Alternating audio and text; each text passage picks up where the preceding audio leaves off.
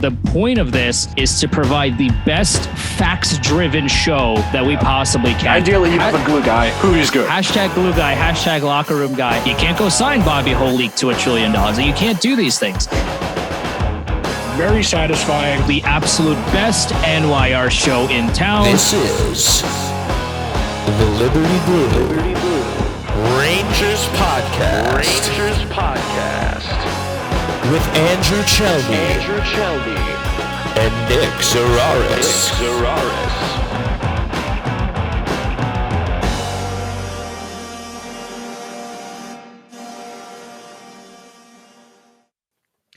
Rangers fans, welcome to the best Rangers podcast in town. I am Andrew Chelney, and we are Liberty Blue alongside with Nick Zararis. Of course, we scream about the Rangers so that you can save your voice. That's how deeply we care about you, and we appreciate that you've joined us for the ride. This is episode 14, live on Twitch. We'll put the video up on our YouTube, Liberty Blue Podcast, and the audio version will be available as an audio podcast as well. Search Liberty Blue on your favorite podcast platform, if I can speak correctly. There it is. And it should be there at Liberty Blue Pod on Twitter and Instagram. I am at Chelney Andrew, Chelney Andrew, and that is Nick Zararis at Nick Zararis, Nick Zararis are our personal handles to follow as well. We tackled the Atlantic Division last week. Nick, which division is on the agenda today?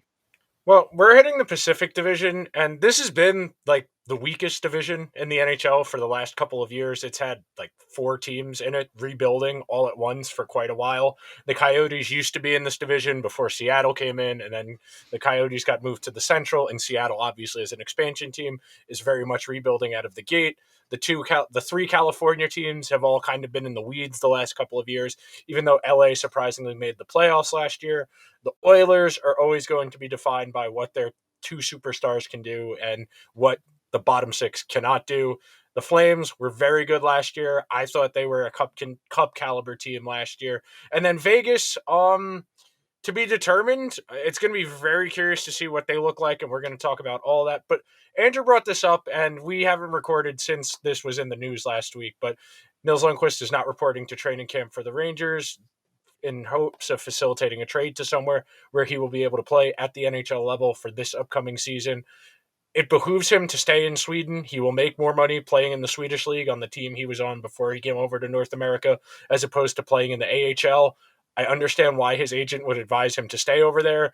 If you can facilitate a trade, great. If he just sits the year out and plays in Sweden for the year, he's a free agent at the end of the year and can sign with any team that wants him after this upcoming season. So we're not going to get too in the weeds on this, because this is something Andrew and I have talked about a lot on the show, is just the Rangers' inability to trust these young guys.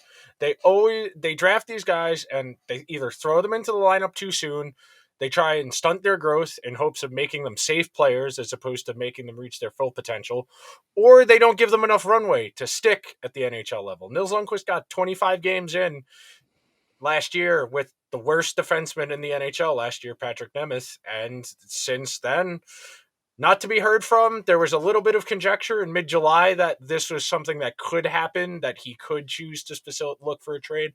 We're here. It sucks the Rangers pissed away another first-round pick. Beyond that, I mean, you're not going to get the hockey men to ever admit they made a mistake, so. Yeah, and the thing about Nils Lundkvist, and I love the discourse on Twitter from people who definitely have watched Nils Lundkvist play hockey before, is all the assumptions that, he's too small to play in the NHL, which ridiculous thing to say. He's the same size as Cale Makar. He's 5'11", 180 pounds. That's the exact same size as Cale Makar. It's a ridiculous thing, and if anybody ever says to you that, hey, player X is too small to play in the NHL, they've never seen him play. They've never seen somebody. I've never been more confident in my saying something than if someone ever says that player X is too small to play in the NHL. They have never watched a second of this dude play hockey. Like, this is the most asinine thing to say to anybody that is looking to play in the NHL level. How do they play hockey? Are they good at hockey? Then they can play in the NHL. Are they not good at hockey? Well, then I mean, maybe they can still play in the NHL if your agent's really good. But but overall, Nils Lundqvist is someone that can play at the NHL level. Like objectively, from people that have watched him play, and I trust these people because I haven't really seen him play in the Swedish league. He played 8 seconds at the NHL level with Patrick Nemeth at his side, so I can't really read too much into how he played at the NHL level because he didn't get a chance. Oh yeah, his 4 seconds a night with Patrick Nemeth over there is really going to tell me how good Nils Lundqvist is at the NHL level. That's just not how it works. From people that have watched him play and have really scouted him, he's a solid player that can play at the NHL level. And when you are blocked by Libor Hayek and some other guy that they just signed to a PTO, yeah, I would also want to trade. If my options are I get to make $70,000 playing at some AHL league that I'm clearly too good to be playing, or make more than that at home with my team that I played with last year because I'm not going to be playing with the Rangers because Libor Hayek is blocking me. Yeah, I mean, I'd ask for a trade too. It's very understandable. Yeah, the last thing I want to touch on with this before we start talking about the preview, because it's very easy to get bogged down on this type of. This is just pure discourse. There is, as dumb as it sounds, there's not a right or a wrong argument here, and that's part of why an argument like this can fester online forever, indefinitely. It still does. I mean, there are still people every time this gets brought up, then it goes to what about Lias Andersson, what about Vitaly Krasov, and you just get lost in the weeds. And at some point, you got to know when to stop arguing. You got to know when to stop arguing. And the last thing I'll say on this, the boxcar stats for Braden Schneider and Nils Lundqvist, basically the same thing. It's just a lot of anecdotal evidence, the eye test type stuff that people see the way Braden Schneider plays defense. They think that translates better to the NHL level. They think that's good defense. That's part of what it is. And just, you can't, as dumb as it sounds, it always feels weird when the Rangers do this kind of thing with the young guy where they don't give them runway. I mean, it took Chris Kreider, 4 years to become an NHL regular just because they didn't know what to do with him? There were times where they very much could have used him, but they were using, God knows, they were using Taylor Pyatt on the left wing in the top six or Darryl Powell was playing third line. Just let the young guys play. That was the entire point of rebuilding. Like last year, they should have let him take as many lumps as possible because they probably weren't going to be a good team. They ended up being a good team, but from a philosophy standpoint, you want to let your young guys get as much burn as possible because eventually when you're in those important games, they need to have experience. That is the real problem they're going to be in this year, and Andrew and I are going to talk about that. We will probably do a Metropolitan Division preview and then a Rangers-specific preview. We'll probably do 2 episodes in a week, something along those lines to give you guys a little bit more in-depth specific Ranger stuff and Metro at large. But let's get to the Pacific Division. That was a solid 5 to 7 minutes. I think that's a reasonable place to put the pin in that because that could be 3 hours. That could be a full 3 hours. If we are let off the chain and just let roam the plains, we will spend the entire day arguing about Nils Lundqvist. So yes, let's move on while we still can. Okay, so Pacific Division, the way the playoffs are set up now, I still don't like that every division gets a guaranteed 3 seeds. I still think this should be the best 8 teams make the playoffs. I feel like that's fair. The Kings were the highest point total team out of everyone left. They were ahead of what Vegas was. Anaheim had a good start. They fell off. Vancouver ran out of runway. If Vancouver had another 2 weeks, they possibly could have gotten to that last playoff spot. So we'll start in order the way they went last year. Calgary won the Pacific Division last year. Great team last year. They lost their best player and probably their second best player in Gaudreau and Matthew Tkachuk this offseason. They have admirably filled in the gaps. Today they brought in Sonny Milano on a PTO, who's somebody I would have liked to have brought in as opposed to Jimmy Vesey, but that's another conversation for another day about what the purpose of a PTO is. Sure. But the Flames are going to be fine again. They're going to be a solid team. They're going to play that dump and chase game. I'm very excited to see if they do Noah Hannafin with Mackenzie Weegar or Kyle Chillington with Mackenzie Weegar, because either of those, and then you still have Tanev in the mix. The Flames are going to have an improved defense this year because they were without Tanev the entirety of last year. I forget what he injured. I want to say it was his back, but you have a really good top 4. You're going to roll out 3 pretty solid lines. an okay fourth line. And for the first 50, 60 games of last year, Jacob Markstrom was one of the best goalies in the league. On paper, this is one of the best assembled rosters in the NHL. And that's in spite of losing two amazing players. Yeah, and again, you have to credit the GM and the scouting and everybody in Calgary for what they did, because like we talked about earlier, they really had they had nothing to go for, because you have Johnny Gaudreau leaving to Columbus for absolutely nothing, and then Matthew Tkachuk was like, "Oh yeah, hey, I want out as well," and they did the absolute best they could, and all the credit goes to their GM staff in essentially fixing the problem as best they possibly could, and also now bringing in Nazem Kadri to really fill out that top six. My biggest concern with Calgary, one, is Jacob Markstrom, because he was outstanding for 99% of the season, and then he gets to the playoffs, he plays Edmonton, and it looks like wasn't like He wasn't good. he looks like He a wasn't third good. string beer league goaltender, and I don't understand why that was the case when you're a goalie and you look so good for the entire way, and then you get to a certain opponent and you just forget how to stop pucks all of a sudden. To me, it's very concerning. It's a red flag in a way, because how can you play so well and then you get to an opponent that you might see year after year in the playoffs, because it's Connor McDavid and he runs the whole show, and we'll talk about them in a second. But how do you get to one specific opponent and then just break down as badly as you did? That's a concern for me. And also, if you look at their top six right now, the Flames are one injury away from not having any scoring depth at all. Because especially on the left wing, because Daily Faceoff right now has Jacob Peltier on the third line. I gotta be honest, I haven't really watched this man play. And then Milan Lucic is slated to play on the fourth line. Yeah. Really? That's your left wing? Okay, so you have Huberdeau, you have Blake Coleman. Cool, very cool. If one of those goes down, who's in your top six? Who's it going to be? That's my concern with Calgary, because if they're healthy, yeah, they're a strong team, especially on the back end. They're going to be a team that is going to be tough to score against, and they have the potential to score a lot of goals. One or two injuries, massive problem. Okay, so let's unpack a few of the things you brought up there. Number one, they identified this was an issue. They went out and traded for Daniel Vladar before last season from the Bruins to be the backup goalie. He was not very good last year. That's part of the problem. You can't, when you're trying to ride a goalie throughout the course of a regular season and you make 55, 60 starts, you're going to get worn down. So that's number one. You got to do a little bit better job of getting that closer to 50. I mean, I feel like that's your sweet spot, is 50 to 55 starts if you have a truly elite goalie. Anything more than that, you're wearing them a little thin, even if that does mean some nights you are just kind of punting the game. Less than ideal. And then stylistically, that was the issue for Calgary against Edmonton.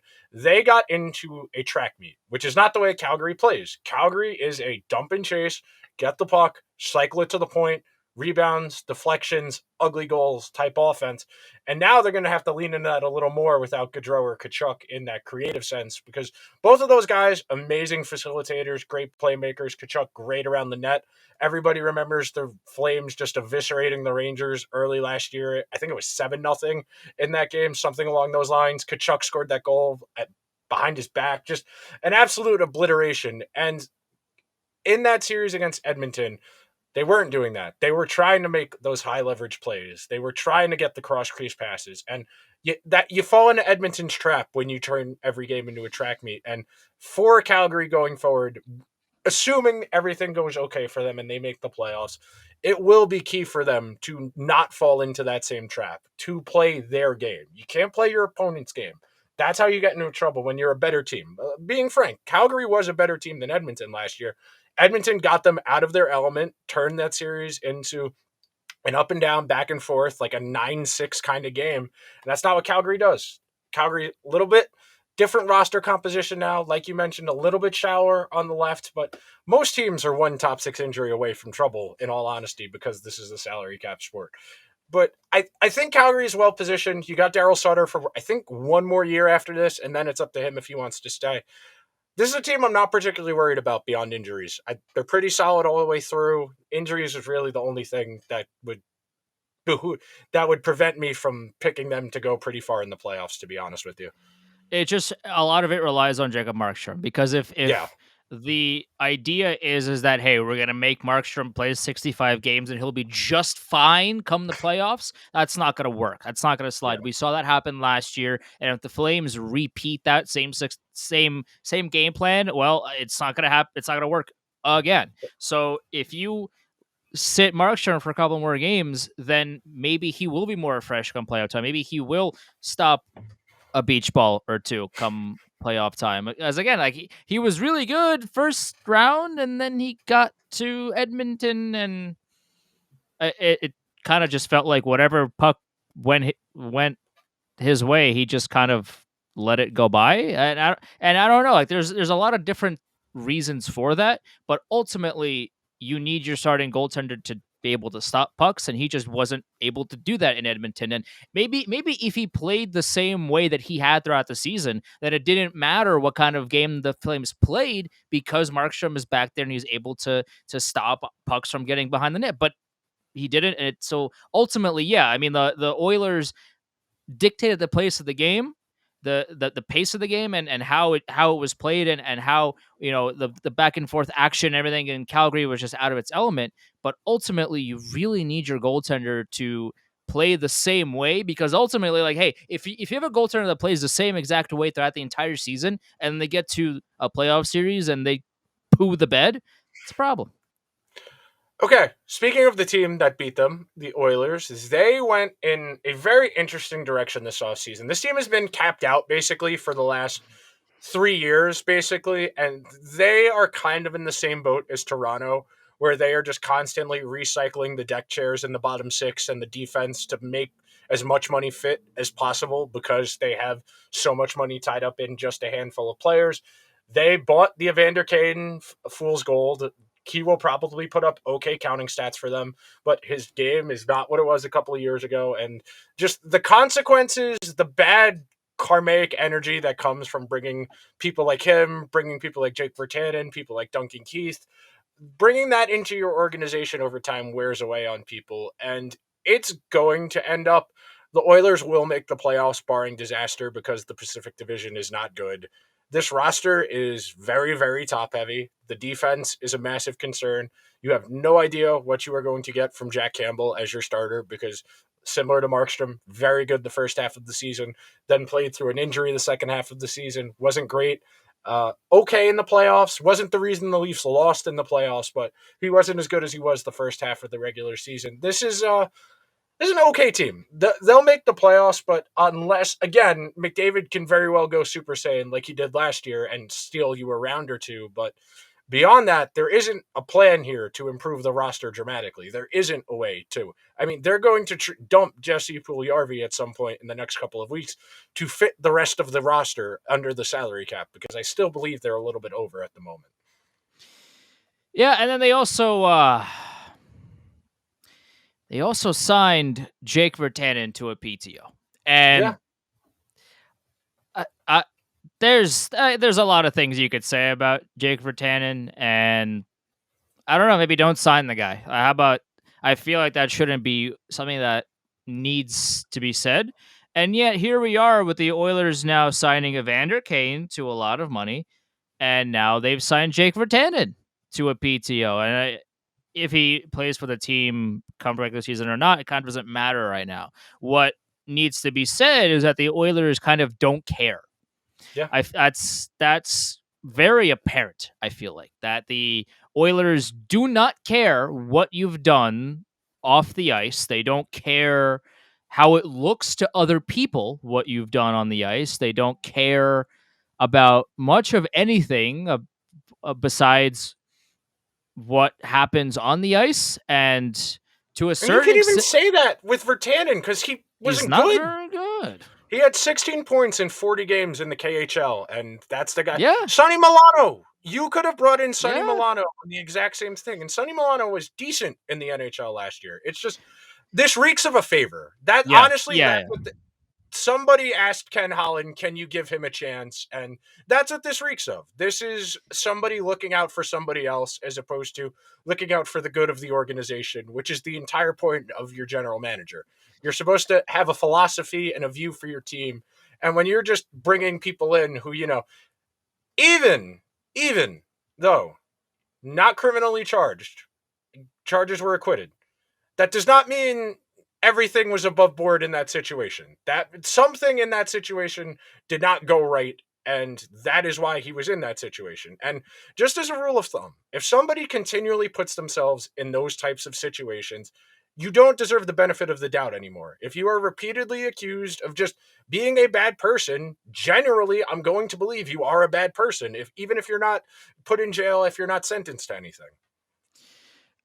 With Evander Kane, at the very least, the argument can be made that he is good at scoring goals.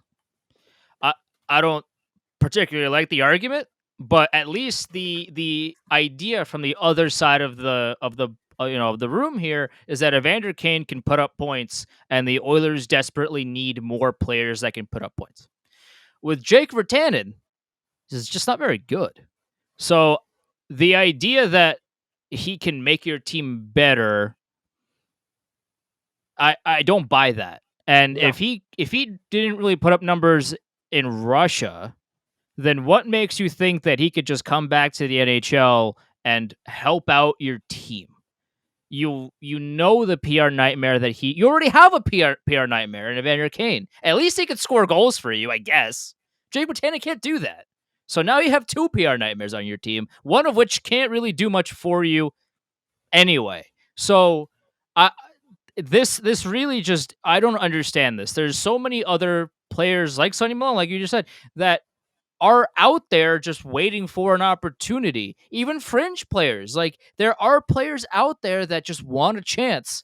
And of all the players that are out there, you give it to Jake Virtanen? Really?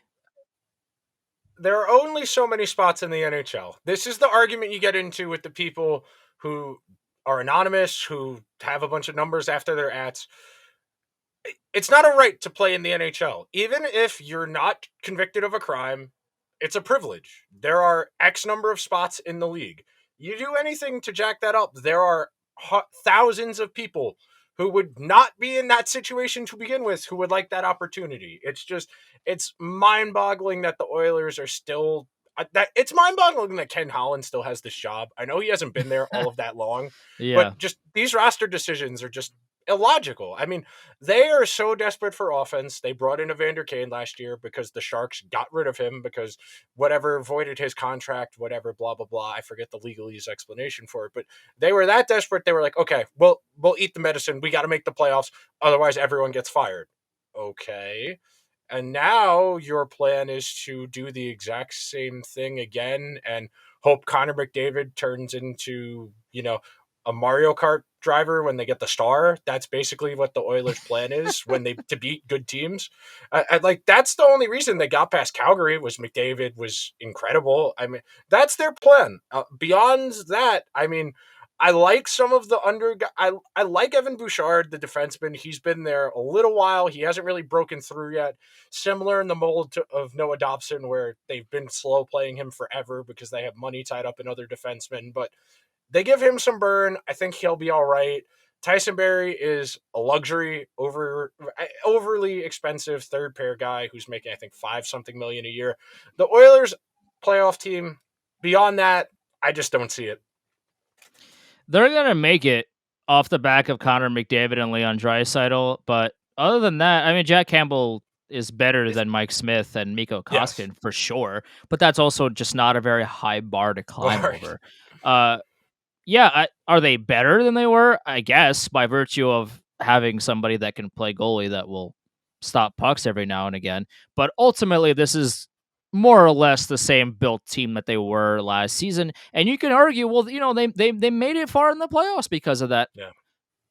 But that's because of McDavid. Yes. That's because of McDavid and Draisaitl. They don't have four lines that they can put on the ice and say, hey, go out there and score a goal, will you? Like, they don't have that, and they probably never will as long as Kenny Holland's there and in charge of the roster. Like, they just don't have the depth. They don't, like, if Connor McDavid, I hope this doesn't happen, but let's say he goes down with an injury and he's out. Like, let's say this happens in like February. I don't know. And he goes down for 2 months, 2.5 months, 3 months. Are you telling me that this Oilers team can manage? Because the answer is a fat no. Fat no. They rely on Connor McDavid scoring 100 points a night for them to win games. And that's it. That's the whole plan. That is the entire game plan. Evander Kane can score one every now and again. You have a couple of other guys that can score sometimes. But overall, if Connor McDavid goes down, the ship sinks immediately, pretty much. So that's not how you build a championship team. It's not how you do it in the NHL. So Kenny Holland built a playoff team, probably. Okay. Now what? That's it. You are not going to win the Stanley Cup with a roster that is built the way that Edmonton's roster is built. That's plain and simple. And no matter how many goals Connor McDavid scores any given night, ultimately you need more than Connor McDavid to win you playoff games. Yeah, basically. That's really what it comes down to. They just don't have the depth. The third and fourth line for the Oilers for years now have just been a rotation of deck chairs in the Titanic of warm bodies. They can play 12 minutes a night, and then 10 minutes to go if the game is close. They put McDavid and Draisaitl on the same line together, and if they're chasing, they're going out every 2-3 shifts to try and get that goal back. That is the big plan for them. Next up on this list I have here, we have the LA Kings, who made the playoffs last year kind of by accident. Very much would admit, if you ask them, yeah, we're kind of in a rebuilding year, and they still made the playoffs. Didn't have Drew Doughty for most of the season. Jonathan Quick was fine. Beyond that, they traded for Kevin Fiala, who I've always liked his game. I'm very curious to see if Byfield will stick. I assume he will this time around. I'm curious if Alex Turcotte will get an opportunity to stick. But this is still a team, I think the Kings are kind of where the Rangers were last year, where they need to see what these young guys are a little bit more before they can start being more aggressive in additions. Adding Fiala for what they got him for, great move. He's a very good player. You play him with somebody with a little bit of upside, they'll be okay. I don't think they'll be great, but I think they'll be close to what they were last year, a little better. I mean, they're heading in the right direction. I think that's ultimately your goal if you're the Kings. Just keep churning in the right direction, and then when the opportunity strikes to be aggressive, to go out and get final pieces to be a contender, then you strike. But I still think the Kings are probably a year or two away from being in that position. They have really good young pieces to the team, and Kevin Fiala, as you mentioned, is a very good addition. That's somebody that they can slot into the top six, and that they were missing. They were really missing a piece of that offense and that dynamic ability to change a game if called upon in their top six. And now they have that. But as you mentioned, the question that I have is, if they make the playoffs, now what are they going to do? Because okay, like if they are in playoff contention, or if they are close to playoff contention, are they going to buy? And if they are going to buy, then I would imagine that they are going to leverage some of their ample young talent and young pieces and draft picks at their disposal to bring in players that can play right now. Okay, so now you do that. Now you're doing what the Rangers are doing in terms of, hey, like we have a lot of players that not all of them are going to play for us. So here's player X, player Y, and player Z. Thanks, appreciate you appreciate your time, appreciate everything that you've done, but see you later. And we're gonna bring in somebody else that can play right now, and that's fine. Like that's okay, but just it depends on what the Kings' vision for this team is, because you can be too passive about it. You can hold on to every single piece and player and all that, like you're Danny Ainge and you're just collecting trading cards, or you can move on from some of them knowing that they're not all going to play for your team. They're not all game-changing players that can get into the NHL and dominate. Like not every single player is a generational player, and there's only 18 spaces on your team to play at any given moment. So eventually you are going to have to move on from some of these players and some of these other assets that you have. So if the Kings want to be aggressive here, if they're close to sniffing around the playoffs, if they're in a playoff spot and they get aggressive, it'll be interesting to see how that dynamic plays, because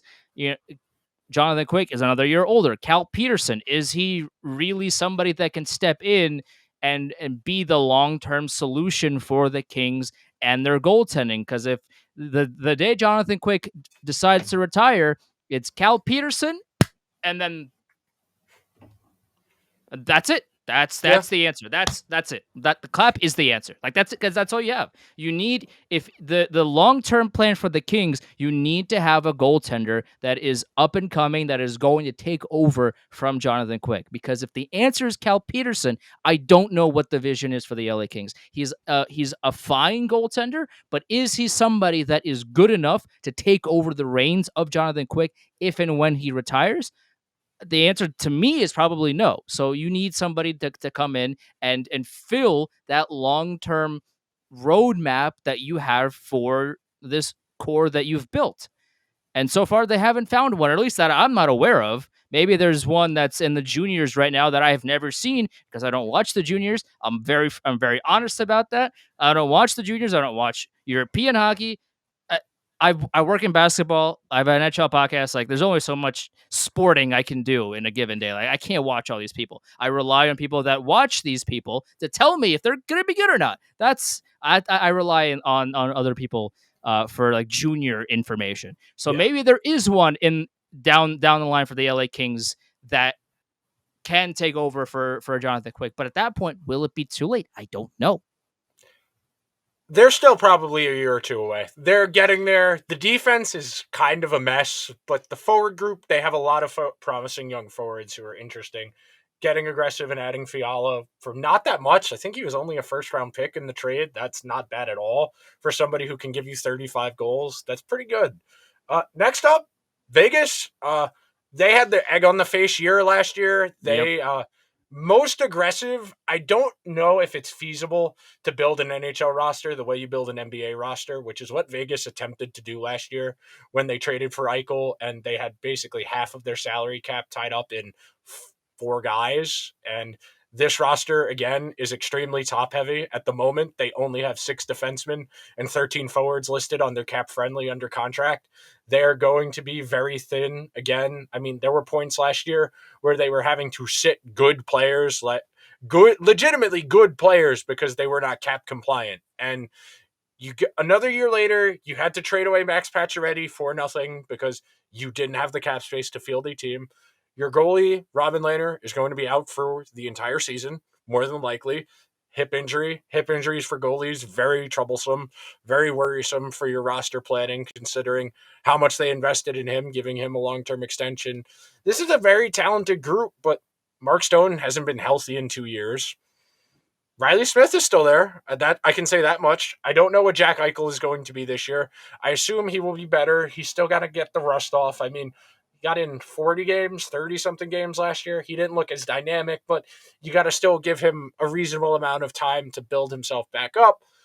They will probably end up being a playoff team, but there are too many question marks about Vegas right now to say anything too confidently beyond they're probably a playoff team. Because they're coming into this season with Brisson, Aiden Hill, and Michael Hutchinson as their 3 goalies. That's not good luck. That's not exactly inspiring a ton of confidence. No. And also, I saw a report earlier today that Nolan Patrick might not play this season.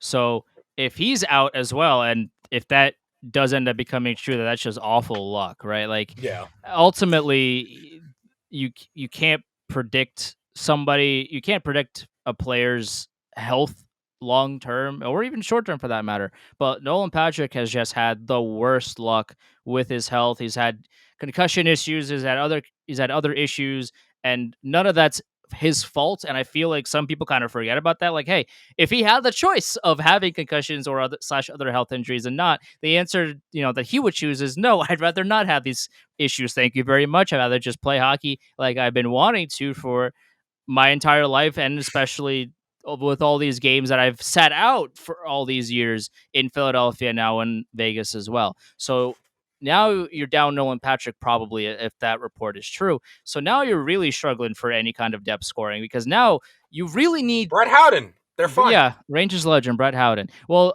the problem with the team that Vegas has set up right now is that you really are going to have to score 8 goals a game to win, because you don't have Robin Lehner, you don't have any goaltending support much at all. Like, I don't trust Aiden Hill, really. I don't trust Michael Hutchinson. I don't trust pretty much anybody they have right now in between the pipes. So you're gonna have to score a lot to win games, and do they really have the ability to score 8 goals every single night? Jack Eichel can score, Riley Smith can score, Mark Stone can score if he's healthy, but your bottom six, Nolan Patrick's not playing. Is Phil Kessel going to score you 30 goals?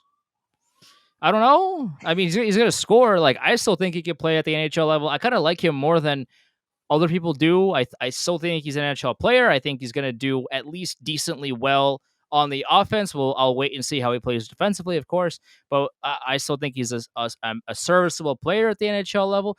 But overall, my biggest concerns with the Vegas Golden Knights is, okay, well, if Jack Eichel is not scoring, your two top lines aren't scoring, you're going to get probably destroyed, because the goaltending isn't great, and nobody on your bottom six is really going to put up a lot of points. So now what? Now for Vegas, they should be, if they're not already, probably in panic mode. I'm very curious to see how Bruce Cassidy's hiring changes the dynamic a little bit, because they, for the first couple of years of their existence under Gallant and under DeBoer as well, very up and down tempo style of team, looking to score off the counterattack, which is not the way Bruce Cassidy coaches teams. Under Bruce Cassidy, the Bruins have been the best or the second best defensive team in terms of quality of chances against pretty much the entirety of his time as head coach in Boston. I'm very curious to see if Vegas is going to undergo a little bit of an identity change, if they're going to be a little bit more of a defense-oriented team, kind of like what the Bruins have been under Bruce Cassidy. And that's not to say they won't score. The Bruins obviously scored a lot of goals under Bruce Cassidy, but if you can get your defense to be a net positive in a league where very few teams have a net positive defense, I think that alone justifies the hiring. Even if you end up in that same, we're out in the second round every single year, I do think Bruce Cassidy's a good coach. Yeah, I like Bruce Cassidy a lot. I don't agree with the Bruins firing him. I don't really think the Bruins' inefficiencies to win against the Flames, not the Flames, the Hurricanes really got it. I don't like that. I don't think it's fair to say, oh, well, the Bruins lost because of Bruce Cassidy. I'm not a fan of that thought process. I don't agree with it. So we talked about it with the Bruins last week. It kind of just smelled like the Bruins management saving themselves as opposed to what makes the team better. And I don't like that. I think that's just that's not how you build a winning hockey team. So yeah, you for Bruce Cassidy, you come into Vegas now, and I kind of don't know what to expect from them from a coaching standpoint, just because of like, okay, well, Bruce left a really fundamentally sound team. Now he's coming into an organization with as goaltending and at bottom six as well. So he is really going to have to get creative here and really get as much as he possibly can out of his depth forwards and even his goaltenders, because that's if anybody of those three can just be average or at least like decently decent, like just play decent, then the Vegas Golden Knights have a really good chance of making the playoffs, especially in this division. But if the goalies are anything like I fear that they are, you could bring any coach behind that bench, and I kind of don't think they'll be much of a difference maker. Next up, Vancouver, who I think if they had just fired their coach like a couple weeks earlier last year, probably could have made the playoffs. Every single person on hockey Twitter knew they were going to have to fire him in season. It was just a matter of when. They waited until December. If they fired, why can't I think? Travis Green. If they fired Travis Green in November and gave Bruce Boudreau an extra like 2 weeks, the Canucks probably would have made the playoffs, because once Bruce took over, the defense still wasn't good, but they were generating a lot more offense, and that was without Elias Pettersson like playing at all the entire second half of the season. You really saw the best season of JT Miller's career. I'm very curious to see if they can ride the interim coach boom into a second season, which just historically is very difficult. It's always, usually whenever you fire a coach in season, you have an interim coach, you get a little bit of a bump at some point during the season just from having a new voice in the room that spurs a little bit of positivity. The energy being a little bit better makes the team's performance better. I want to see the Canucks be just good. That is a tortured and anguished fan base that has suffered through a lot. They have a lot of good players. Goaltending, you've got Demko, who has shown the ability to be very good at this level. The defense is going to be a mess. The Canucks are never boring. I can say that much. If you put the Canucks on, you will be entertained. I remember they were playing, I think it was Calgary at one point last year, and they were down a goal, and I was flicking through the scores on one of the apps I use to check scores, and I saw, okay, they got a power play. Okay, I'll put it on, and I just watched Pedersen, Quinn Hughes, Brock Besser. I watched their top power play unit just whip the puck around like the Harlem Globetrotters, and I was wondering, why are they not better? They have all of this high-end talent, all of these guys who are really good. And then I watched them lose in overtime because there was one person back, and it was a 3-on-1, and Demko didn't have a chance did not have a chance on the 3-on-1. This is a decent team. I think the Canucks will have a decent chance of making the playoffs this year. They're just going to need to outscore every single game. That's really all they can do, though. The defense is bad. Let me read you. But speaking of the defense, let me read you the right side for the Vancouver Tyler Canucks. Myers. Do Yes. they still have Tucker Pullman? They do. There's one more. There is one more.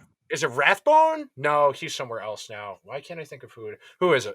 So the top two defensemen that is currently projected on Daily Faceoff right now, alongside Quinn Hughes, is Philadelphia Flyers legend Luke Schenn.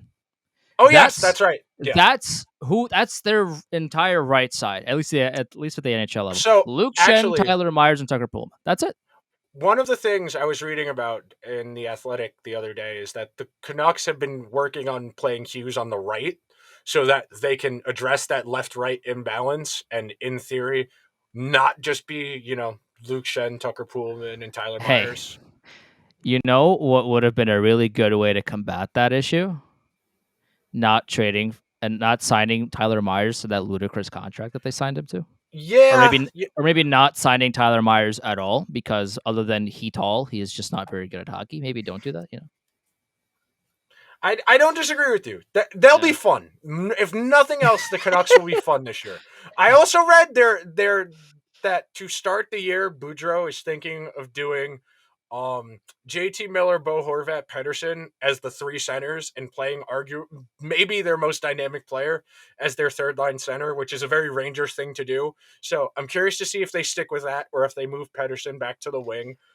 There's a lot of talent on this team. I want to see Vasily Podkolzin's year too. I have a lot of just admiration for the Canucks because I have so many Canuck fan friends and they're very funny, just to be honest with you. The Canucks are a funny organization. One of the other things that kind of scared me here about the Canucks is that because Demko can't play every game, right? There's under no situation is Demko going to play 82 games, and if he does play 82 games, by the time he gets to the playoffs, it's going to be a broken disaster. You have Spencer Martin as your backup goalie.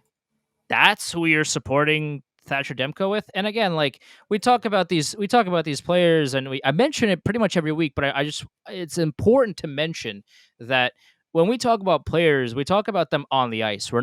I'm not going after Spencer Martin individually. I'm not going after Luke Schenn as a human being. I'm referring to specifically and only their on ice play.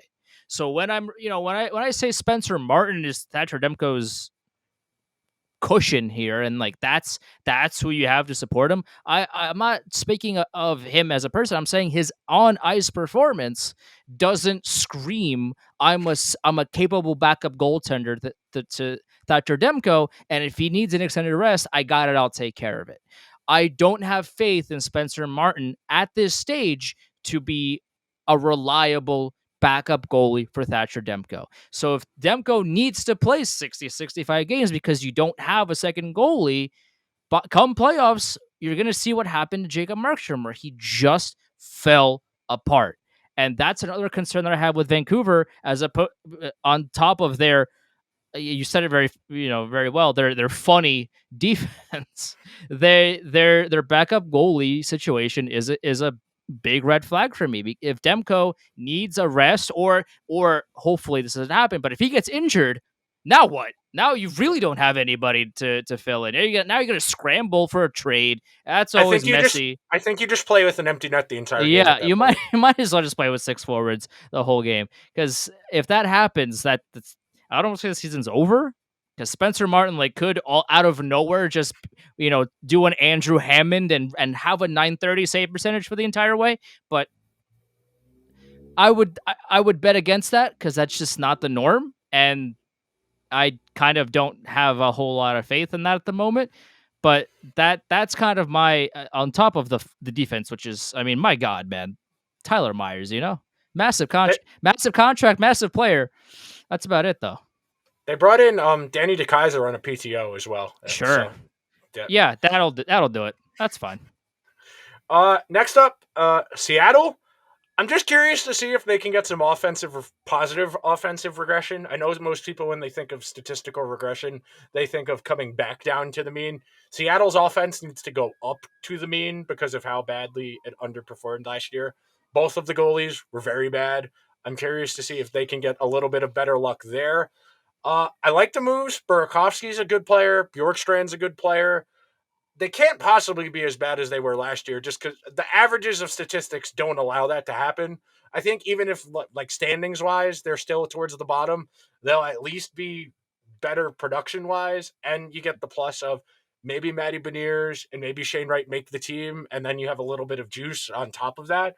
So Seattle, very much a wait and see. Positive regression, hopefully. That's really all they got. Dave Hackstall as a coach does not inspire a ton of confidence. They can't possibly be as bad as they were in their first season, and if only because they pretty much added a whole new line to the team after the season was over. Because now you have Matty Beniers, who I would imagine is going to make the team, and I would imagine also that Shane Wright will as well. So now you add those two guys, right? And now you also have Oliver Bjorkstrand, who's a very good player who got traded for a bag of donuts, not a bag of donuts, a box of donuts, and Andre Burakovsky, who is not a hot and cold player, but he can provide some really good things for the Seattle Kraken sometimes. They at least have new faces in this organization that can do damage for them. So I think ultimately, even if Philip Grubauer is as bad as he was last season, which again, I don't think, there's no way he's going to be as bad as he was. There's just no way, because he was really good in Colorado. And yes, I understand that, the team in front of him was so much better, yada, yada, yada. He was just brutal in this first season in Seattle. And there's no way he repeats that same level of I'm down bad. He can't be down worse. I don't believe it. In my heart of hearts, I don't believe it. So it's hard. Yeah, he's gonna be at least marginally better. The defense is the biggest problem, because you have Justin Schultz, who you brought in, and you have some good pieces as well. But overall, Daily Faceoff right now is projecting Carson Soucy and William Borgen to be their third pairing, and I don't know about that. They're very thin on the blue line, and that's really where my concerns come in, because if Jamie Alexiak goes down, if Vince Dunn goes down, now you're really scratching the bottom of the barrel for any kind of help on the blue line, unless you trade that, which you could say the same thing about any of these teams, really. They're always a trade away from fixing their team per se. But as it stands right now, they're thin on the blue line, but I do like their offensive depth, at least a lot more than I did last season. Right now, they look like a serviceable NHL team, because last year they were very serviceable. But now this year, at least when they come play your team, you should be at least a little bit scared. At least the last season when Seattle came in, especially towards the tail end of the season, I'm not saying don't take them seriously, because these guys are NHL players, and they will beat you if you do not take them seriously. Same with any bad team in the NHL. They have been known to surprise teams. They have been known to beat up on really good teams that kind of think that they can just slide by and win an easy game. But for the Seattle Kraken right now, I think they're going to be a much more formidable team. I don't think playoffs are in the cards, but I definitely think they'll be closer to that mark than they were last season, because I just don't think Grubauer can be down worse than his first season in Seattle. Yeah, no, him and Chris Drieger were both like 880 goalies, which, I mean, Drieger's sample was one NHL season, but he was like 910 the 1 year in Florida. And Grubauer, going back to his time in Washington, has always pretty consistently been a 910, 915 goalie. He had one 920 year in there with Colorado before he got hurt during the course of the playoffs that year, but they should be better. That's really all you can ask for. You're an expansion team in year 2. Get Matt Beniers, get Shane Wright as much ice time as you possibly can. And a year from now, maybe we're talking about them the way we're talking about the Kings, where they just go out and add 1 or 2 more veteran guys. They could very much be in the mix. They still have a little bit of cap space to play with. 2 to go. We're going down to California. Ducks, aggressive in the offseason. They supplemented what was a shockingly good team. I know at one point they were in first place in the Pacific Division last year because everybody got out of the gate very, very slowly. The Oilers obviously fired their coach during the course of the season. The Flames had the really bad COVID outbreak at the start of the year where they had like 19 of the 22 people in the organization on the COVID list at one point. So it took them a little while to get their season going. But the Ducks were entertaining last year. Jamie Drysdale as a defenseman, pretty good. Zegras, the one of the new faces of the NHL, has shown some flash. Just don't tell Torts. Don't tell John Tortorella. Oh, that'll be funny. The first Flames Ducks game, the first Ducks Flyers game, because somebody will ask him a stupid question about that. That'll be very funny. Right. They're gonna get Mason McTavish, who was very good for Canada in the World Juniors, and I assume he'll stick this time around. They signed our old friends Ryan Strome and Frank Vetrano. They brought in Dmitry Kulikov. They brought in John Klingberg on a 1-year prove-it deal. This was the offseason of a team that thinks they could probably make the playoffs, to be honest with you. That's what these moves tell me. I don't know how realistic that is. John Gibson hasn't been great the last year, 2 years. He is getting older. Goalies don't age particularly well. I hope the Ducks are entertaining because it's good for the league when the team with all of the young guys is good as opposed to just being fun. But this was an aggressive offseason for them. For the Anaheim Ducks, my biggest question mark for them is the goaltending, and that's not because of John Gibson, because we know John Gibson can be good if he doesn't have to play every single game. But the problem with Anaheim is that they played him every game for a very 5 long years. time. Yeah, that's they played him in a lot of games that they didn't have to play him, but because they really had nobody else, they put him out there. They sent him out there anyway, and that is one of the things that has really broken down John Gibson over the years, is not his defense deteriorating in front of him, which is true as well, but he played game in and game out and game in and game out. And that is a problem when you are a goaltender that has injury concerns or injury problems, is that the more you play, the more likely you are to develop either short-term or long-term injury concerns. And it doesn't get any better. I mean, his backup goalie is Anthony Stolarz, and it's just kind of the same thing with Vancouver. Is that's who you got. John Gibson, has injury concerns. John Gibson cannot play every game for you. He just simply cannot do it. So you go out and you get Anthony Stolarz as your number 2 goalie. Okay, that's it.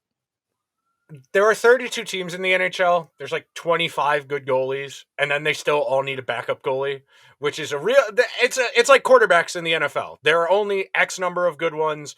There are so many teams, and then you still need a backup on top of that just in case. It is a real issue across the league for most teams. The Rangers are riding the backup goalie carousel for the first time in quite a while this year, which is something we're going to be a little more worried about. Last team we got to get to here, San Jose.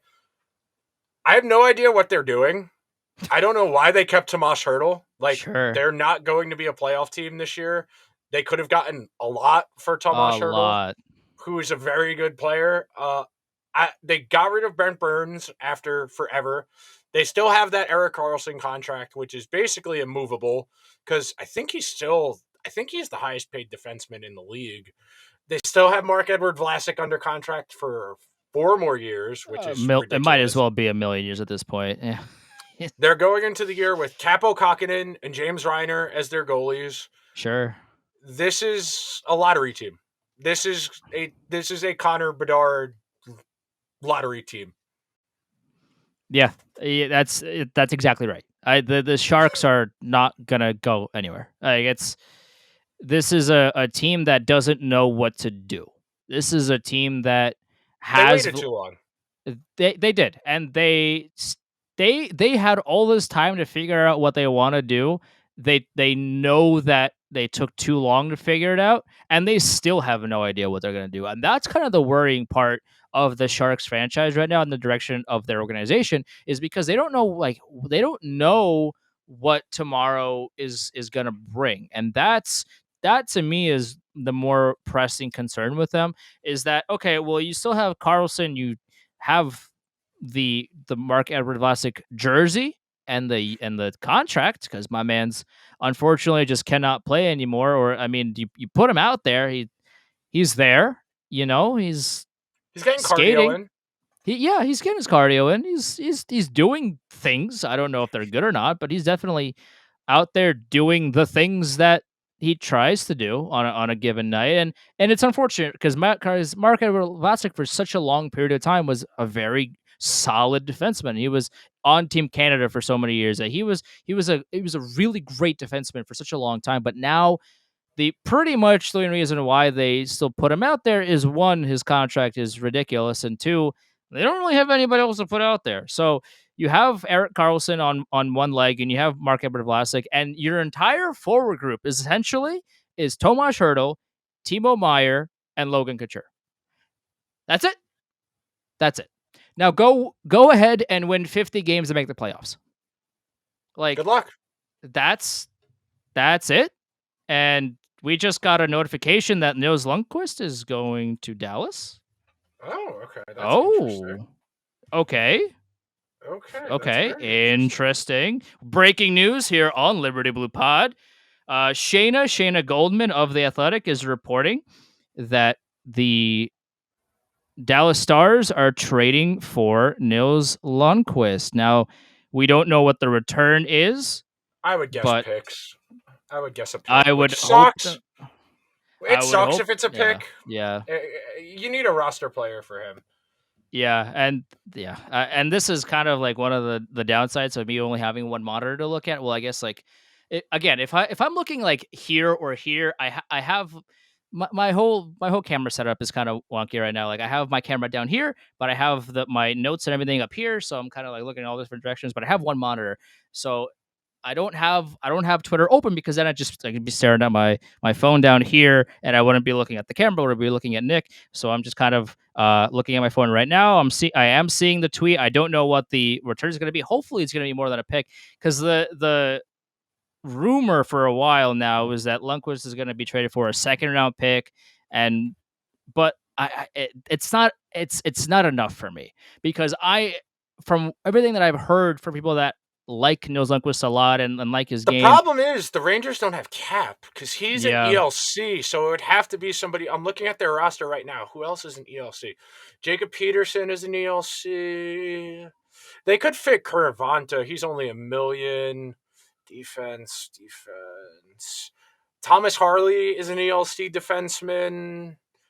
They don't have a lot of guys who would make sense that are on the roster right now, unless it's a prospect unless it's somebody in the pipeline who's on an ELC. They really only have 3 or 4 guys on the roster right now that would make it work money-wise, because the Rangers have no money. The more I think about it, the Rangers have $1 million in cap space. I just pulled up the cap friendly. They have $1 million flat. And the Rangers don't really have a whole lot of leeway to work with here. Unfortunately, again, we don't have the tweet. We don't have the full report out yet. We just have the Shayna tweet that it sounds like he's going to be going to the Dallas Stars. Maybe they figure out a bigger trade, but at this stage of the game, I kind of doubt that a little bit. If it's just Nils Lundkvist, it's probably just for a pick and return, which I don't like. I really wouldn't be a fan of that, and I'm still, staring at my trying to look I'm at just you refreshing. and also trying to look at Twitter at the same time.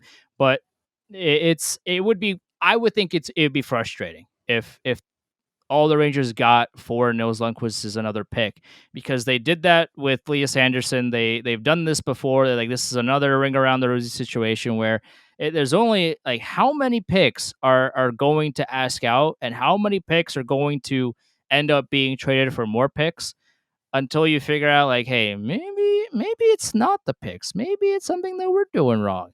But hey, I mean, I don't know. If I was a Rangers organization, maybe I wouldn't have Libor Hayek blocking Niels Lundkvist from playing hockey games. But hey, I'm not the GM of the New York Rangers, and I'm not Jimmy Dolan. So hey, what do I know? All right. That's it for the Pacific Division preview. We talked about Jake Virtanen a little bit before, and just really quickly, this is what Andrew and I are talking about when we talk about the NHL insider culture. For, Elliot Friedman to just retweet the transaction from the Oilers instead of saying something about it. Pretty much anybody adding any additional context to this about why he was in Russia last year, why he is getting a PTO as opposed to a guaranteed contract. All of these little things. It's a culture of complacency. It is bad. It is making the game worse. It makes people feel unwelcome, and that defeats the entire purpose. The entire point of sports media is to spread messaging so people want to be a part of it. If you're telling people that, well, he wasn't convicted, he was charged, but he wasn't convicted, that's enough for us. You're sending a bad message to people. That's really what this comes down to. It happens across all sports as well. The NHL Yeah. is no stranger to controversy. The NFL, you could argue, does a much worse job at that kind of thing. Where I saw because I went to the Jets and Ravens game, the first one last Yeah, week not this one. past Yeah, weekend, yeah. but yeah, week one. I saw people wearing Ray Lewis jerseys. Like, Yeah. listen, I get this man won you a Super Bowl. My man's committed murder. Maybe don't wear that jersey in public. I don't know. Like, I get it. I get this dude won you a Super Bowl. I get it. Terrific. Maybe don't wear the jersey, man. Like, people, like, it just goes to show that people are okay with anything you do, as long as you are somebody in sports that brings your team success. Like, if the Oilers clearly think that Jake Virtanen can lead them to the promised land, because if they wouldn't, then they wouldn't have brought him on with PTO. And for the check marks again to put out this idea that, okay, we're going to be better about all of this and how we're going to be fighting the this and the that's, and only to just retweet that the Oilers are signing Jake Virtanen to a PTO without any sort of additional thought or additional context or additional anything. It's really disappointing to see, because you would think that after everything that's gone on, after everything that they claimed to have said, and everything that they wanted to project, that, hey, we're going to be better, we're going to be more outspoken, and only to just turn around and retweet it. I think it's gross. I think like there's no, like, we shouldn't beat around the bush here. Like, there's media outlets that will just kind of avoid this, but ultimately you need to be upfront with it. You have to be objective about this and say, hey, you literally just said a few minutes ago that you were going to be more outspoken and you're going to push back against this, and yet here you are, Jake Virtanen, to the Oilers, and you just retweet it. You don't say anything at all. I don't like It's it. frustrating. It's Yeah. very frustrating. All right, let's get out of here. I'm gonna go text my friend who works for their NHL.com and see if he knows what they got. We will see you all next week. We're doing the Central Division next week, which is probably the best division in hockey. It will be a very good episode. We will have to pre-record it because both Andrew and I have stuff next Monday. Not sure about that, but we'll be back. Then the following week, Metropolitan Division, Ranger-specific preview. We're trying to get a guest. We have a few in mind. If the first one doesn't work out, we might be able to squeeze. I think I have another idea, and we'll talk about it after we're done with this. I have somebody else in mind who could work if we can't get the person we talked about last week. Cool. Be sure to check out the show's feeds on Instagram, Twitter, YouTube, Twitch, Liberty Blue Pod on Instagram and Twitter, Liberty Blue Podcast on YouTube and Twitch. That's Andrew Chelney. His personal handle is Chelney Andrew, CHELNEY. Mine is at Nick Zararis, Nick ZARARIS. Be sure to follow those. We will see you guys next week. We'll talk about the Central Division. Do better, hockey media. Do better. Later.